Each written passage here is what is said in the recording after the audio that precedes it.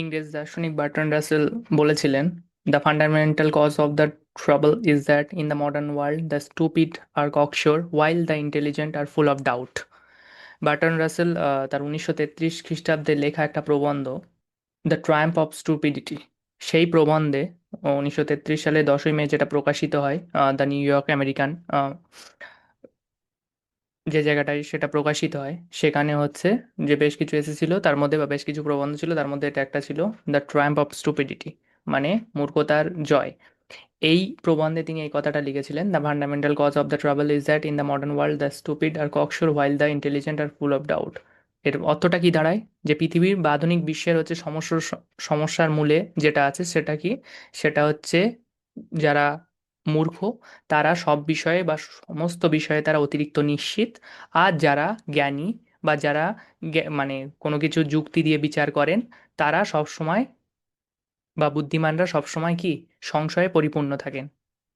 এবার বিষয়টা হলো যে তিনি যখন লিখেছিলেন এটা 1933 খ্রিস্টাব্দে, সেটা নাৎসি জার্মানি কনটেক্সটে লিখেছিলেন, এবং হিটলারের সে সময় একটা উত্থান ঘটছে জার্মানিতে, এবং উত্থান হয়ে গেছে।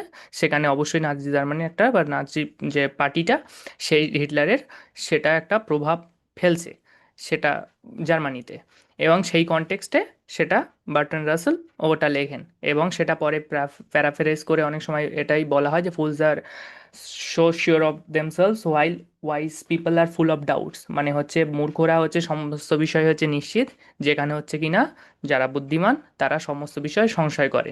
এবং এটা আজকের পৃথিবীতে খুবই প্রযোজ্য, আর খুবই হচ্ছে প্রযোজ্য একটা আহ, মানে উক্তি। কারণ যদি আমরা বর্তমান রাজনীতিটা দেখি, সেটা যে কোনো দেশের পরিপ্রেক্ষিতে, আমি ভারতবর্ষের পরিপ্রেক্ষিতে কথাগুলো বলতে চাই, তখন আমরা এটা দেখব যে সমস্ত জিনিসটাই এইভাবে হয়ে আসছে। সেটা প্রভাবটা শুধুমাত্র রাজনৈতিক দলের সেটা না, এমনকি মিডিয়া, সংবাদ মাধ্যমগুলোরও, তারা সাধারণ মানুষের জীবনে যে প্রভাবটা বিস্তার করেন, সেখানে দেখা যাচ্ছে যে মূর্খরা সেটা, বা যারা কিনা সেরকম জ্ঞানে পরিপূর্ণ না, যারা কিনা সঠিকভাবে বিচার করতে পারে কোনো মিডিয়ার কথা বা রাজনৈতিক দলের কথা, তারা এক ধরনের বিচার করছেন, বা তারা এক ধরনের জিনিসপত্রগুলো বুঝছেন। আবার একদিকে যারা কিনা একটু সমস্ত বিষয়ে একটু হলেও জ্ঞান রাখেন, সেটা রাজনৈতিক হোক আর সামাজিক ভাবে হোক, তারা কিন্তু সেটা অনেকটা আলাদাভাবে বিচার করছেন সমস্ত জিনিসগুলো। এবার আমরা এই বার্ট্রান্ড রাসেলের 1933 খ্রিস্টাব্দে যে প্রবন্ধটা, যেটা হচ্ছে দ্য ট্রায়াম্প অফ স্টুপিডিটি, এবার এই প্রবন্ধটাকে ভারতীয় কনটেক্সটে আমরা বিচার করব, ভারতীয় রাজনীতির কনটেক্সটে, যেটা সাধারণ মানুষের উপরে কতটা প্রভাব ফেলেছে এবং এটা কতটা এখনো প্রযোজ্য হচ্ছে সেই সাধারণ মানুষের ভারতবর্ষের সাধারণ মানুষের ক্ষেত্রে, সেটা আমরা বিচার করব। আমি অন্যান্য বিষয়গুলো একটু সাইডে রেখে আমি নিজের একটা অভিজ্ঞতার কথা আপনাদের সঙ্গে শেয়ার করি। সেটা হচ্ছে কিছুদিন আগে আমার আমি একটা জায়গায় বসেছিলাম, এবং সেখানে একটা মানুষ আমার পাশে বসে হিন্দু মুসলিম করেই যাচ্ছিলেন। এ, মানে অবশ্যই ইনি হচ্ছে প্রতিদিন ইন্ডিয়ান যে মেন স্ট্রিম মিডিয়াগুলো থাকে, সেটা হিন্দি হোক আর বাংলা, সেগুলো হচ্ছে এই মানুষটা হচ্ছে হজম করে থাকে প্রতিদিন, এবং সে যে ওখানে যা যা কথাবার্তা বলে সত্যি হিসাবে মেনে নেয়। আর মানুষটা বিজেপি আরএসএস এর প্রচণ্ড বড় একটা সমর্থক।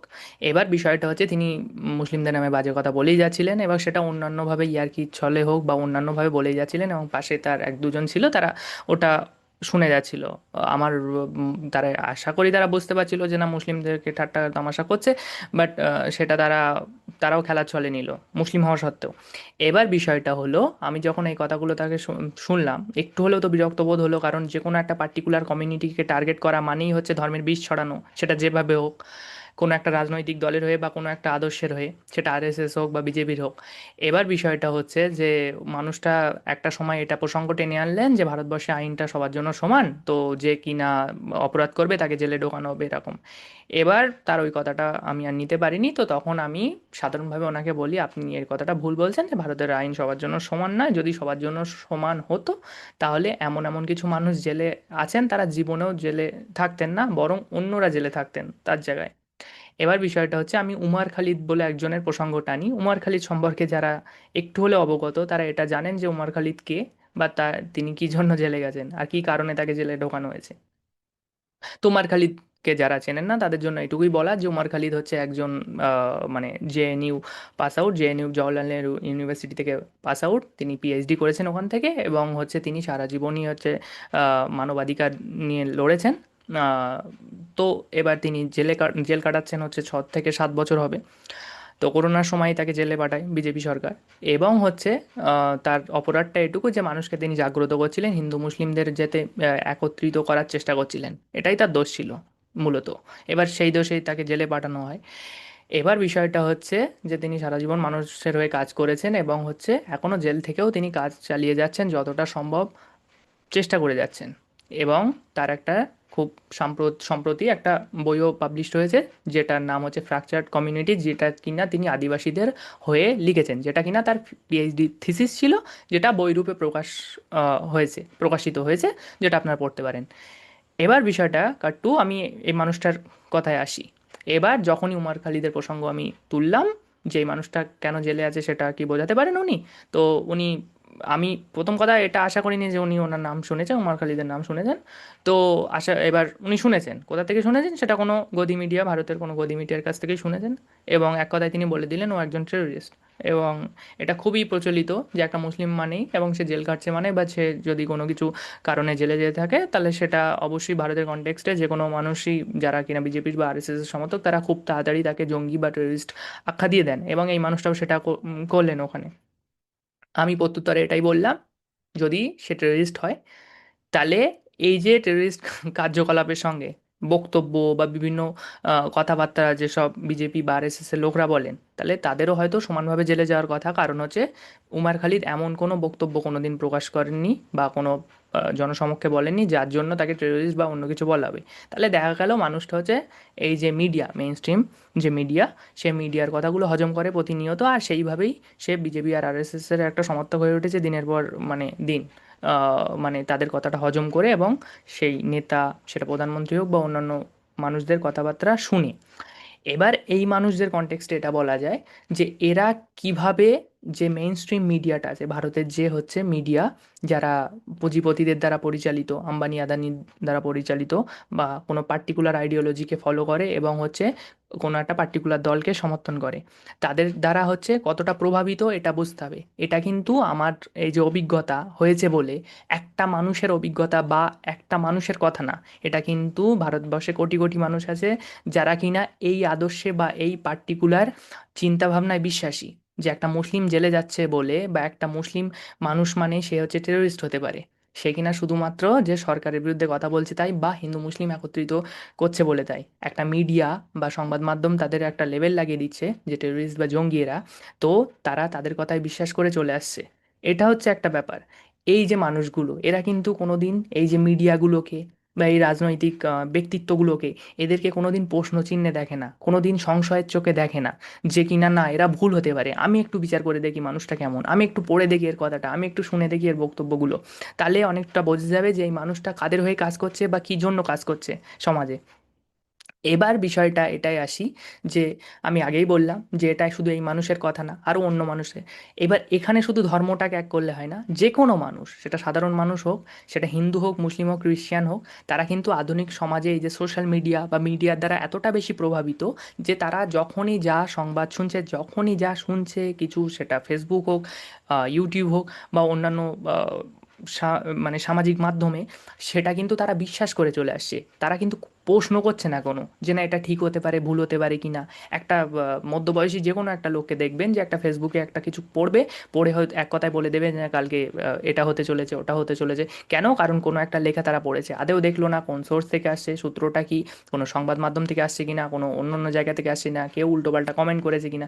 এখন লাইক শেয়ারের জন্য যে কেউ যা কিছু করে। তো সেই জিনিসটা সাধারণ মানুষের একটা হজম করার অভ্যাস দিনে দিনে চলে এসছে। এবার সেটার মাধ্যমে সমাজে কিন্তু একটা হিংসা, বিদ্বেষ, এগুলো ছড়িয়ে আসছে। এবং সেই জন্যই হচ্ছে যে শিক্ষাটা সমাজে কতটা জরুরি এই আধুনিক যুগে, যেখানে হচ্ছে এখন তথ্য অনেক বেশি মানে সব জায়গায় হচ্ছে অ্যাভেলেবেল, সব জায়গায় আপনারা পেয়ে যাবেন, সেটা ফোনে, ল্যাপটপে, যে কোনো জায়গায় যেখানে যাচ্ছেন, কোনো একটা রাজনৈতিক কথাবার্তা, কোনো একটা কিছু, আপনি একটা সাধারণ যদি চায়ের দোকানেও গিয়ে থাকেন আপনাদের আশেপাশে, সেখানেও দেখবেন রাজনৈতিক আলোচনা হচ্ছে, কারণ সবার কাছে তথ্য হচ্ছে অ্যাভেলেবেল, কিন্তু সবার কাছে কিন্তু তথ্য আছে।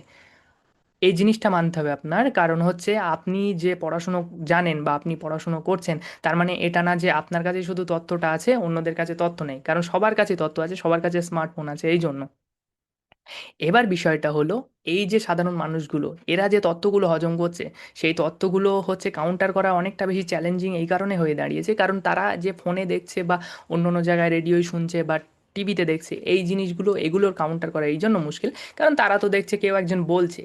তাহলে তুমি এই জিনিসটা চ্যালেঞ্জ করবে কি করে? কারণ হচ্ছে সেই জিনিসটা তারা একজন হজম করছে বলছে, তো ওই মানুষটা যদি শিক্ষিত না হতো তাহলে ওই মিডিয়ার হাউসে বসে থাকতো না, ওই মানুষটা শিক্ষিত না হলে এই কথাটা লিখতো না।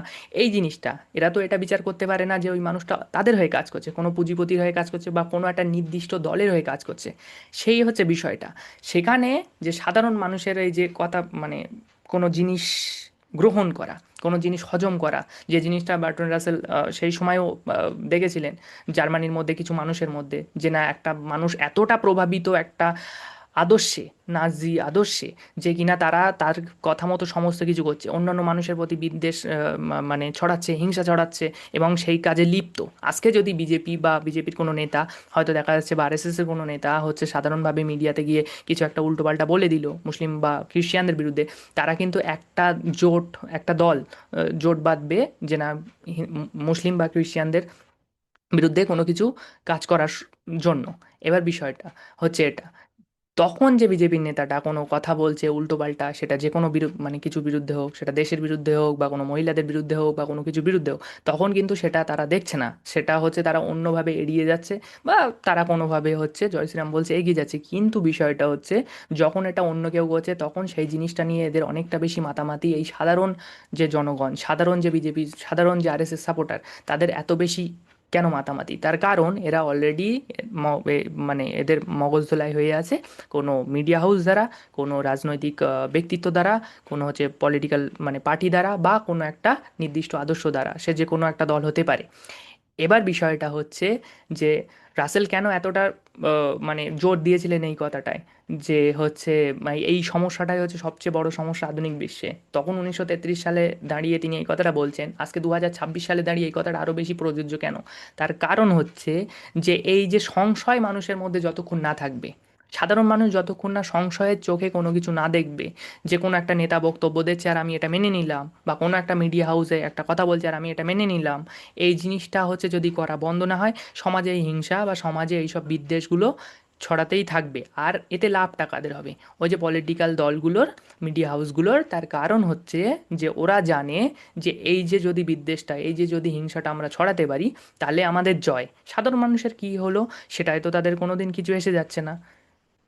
সারাদিন খেটে খাওয়া মানুষ, যারা কিনা না খাটলে ভাত পর্যন্ত যাদের পেটে যায় না, বা অন্যান্য সামগ্রী যাদের জোগাড় করতে যাদের অসুবিধা হয়, সে মানুষগুলো তো এটা বুঝছে না যে না আমাদের মধ্যে এরা ডিভাইড অ্যান্ড রুল খেলছে, যে আমাদের এই যে বিভাজনের মধ্যে দিয়ে এরা বিভাজনের রাজনীতির সৃষ্টি করছে। সুতরাং আমাদের একত্রিত হওয়া দরকার, আমাদের সমস্ত কিছু সংশয়ের চোখে দেখা দেওয়া দরকার, কারণ আমাদের সাধারণ মানুষরা তো এই মিডিয়াগুলো বা এই সংবাদ মাধ্যমগুলো চালাচ্ছে না, চালাচ্ছে পুঁজিপতিরা। তাহলে সাধারণ মানুষের হয়ে এরা কথাটা বলবে না। সাধারণ মানুষের হয়ে কারা কথা বলবে? সাধারণ মানুষের বলতে হবে, সাধারণ যে জনগণের বলতে হবে, সাধারণ মানুষের ভাবতে হবে যে আজকে একটা আমার পাশে যদি কোনো মুসলিম ভাই থাকে তাহলে হচ্ছে সেও খেটে খায়, আর আমার পাশে যদি হিন্দু ভাই থাকে সেও খেটে খায়, বা খ্রিস্টান ভাই থাকে সেও খেটে খায়। কারণ হচ্ছে সবাই হচ্ছে খেটে খাচ্ছে, সবাই হচ্ছে দিন আনে দিন খায়। এবং হচ্ছে যদি কিনা আমরা একে অপরের বিরুদ্ধে চলে যাই, তাহলে ক্ষতিটা আদতে আমাদের, নাকি ওই রাজনৈতিক নেতাদের, নাকি ওই সংবাদ মাধ্যমগুলোর, যারা কিনা আমাদের একে অপরের বিরুদ্ধে প্রতিনিয়ত বিষ ছড়িয়ে যাচ্ছে।